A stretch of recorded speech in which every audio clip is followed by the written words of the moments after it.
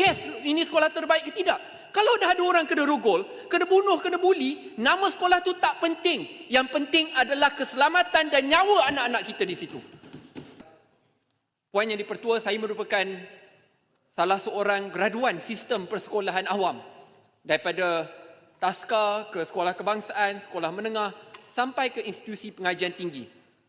Bagi anak-anak yang datang daripada kelas pertengahan dan B40, ini adalah harapan utama bagi mereka.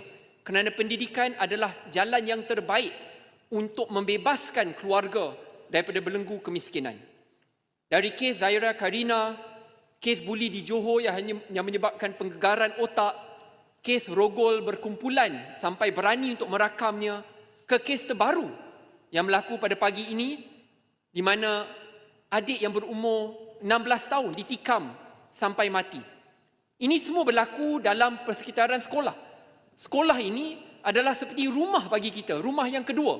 Cikgu adalah bagaikan ibu bapa di sekolah. Tempat yang patut dilihat sebagai tempat yang paling selamat selepas rumah kita, sekarang tidak asing lagi apabila ada perkataan bunuh, rogol, buli yang sentiasa berlaku. Jangan sampai satu hari nanti masyarakat ibu bapa menormalisasikan perkataan-perkataan sebegini di institusi pendidikan kita.